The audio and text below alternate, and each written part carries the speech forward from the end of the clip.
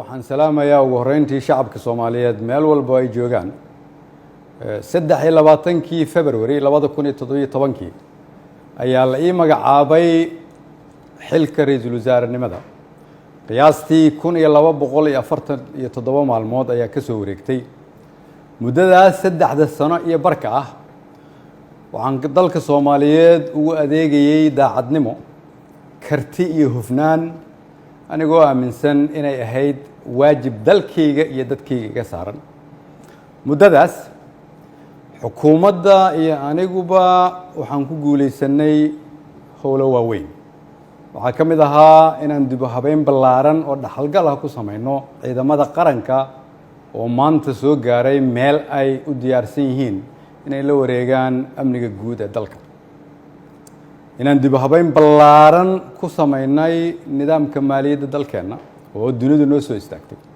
soo celinay kalsoonidii uu caalamku nagu qabay kuna qabay hay'adaheena dhaqaale oo inoo saamaxday in laynaga cafiyo deyn lagu lahaa dalkeenna muddo dheer dadaalkaasi waxa uu ku dhacay soo jeed iyo iyadoo la geliyey wakhti badan waxaan la dagaalanay musuqmaasuqa waxaan gudbinay shuruucdii ugu badnaa ee xukuumadda ay gudbiso waxaan ku guuleysanay mushaarka shaqaalaha bixinteeda iyo mushaarka ciidanka oo bil walba laga soo bilaabo Janaayo 2017 uu qof waliba qaatay waxaan ku guuleysanay dowlad wanaag iyo amaano waxaan ku guuleysanay annagoo dib u soo nooleynay sharaftii ummadda Soomaaliyeed si loo ilaaliyo dhammaan guulahaas ay xukuumadda iyo shacabka Soomaaliyeed gaareen dhammaan shacabka Soomaaliyeed oo qayb ka ahaa rabana in la sii joogteeyo waxaa lagama maarmaan ah ilaalinta nidaamka awood isku wareejinta dalka oo si dimuqraadi ah u dhacda anigoo gudanaya waajibka arrinkaas iga saaran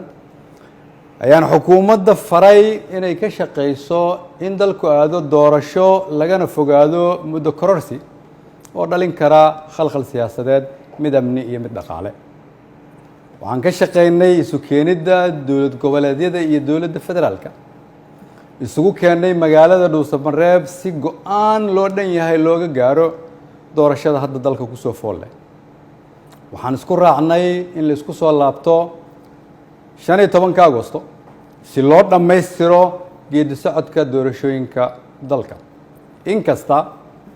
oo kulamadii Dhuusamareeb horumar fiican laga sameeyay haddana waxaa muuqata in weli uu socdo fikirkii ku aadanaa muddo kororsiga oo salka ku hayay wixii maanta ka dhacay golaha shacabka fikirkaas oo aan mar hore ka digay oo aan aaminsanahay inuu keeni karo khalkhal siyaasadeed dalkana dib u celin karo ayaan waxaan mar kale xasuusinayaa ummadda Soomaaliyeed in dalka 4 sano mar ay doorasho ka dhacdo iyadoo xukunkii ay qoro isu dhiib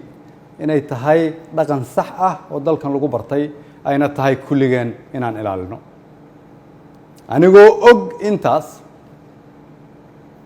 anigoo og in wixii maanta golaha shacabka ka dhacay ay ahaayeen sharci darro aan loo marin habraacii saxda ahaa ee xilka qaadis xukuumadeed anigoo og inaanay ku jirin ajandaha anigoo og inaan laga doodin anigoo og inaan loo codayn anigoo og inaanay waafaqsanayn dastuurka iyo shuruucda dalka haddana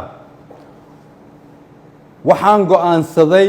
inaan anigu ummadda Soomaaliyeed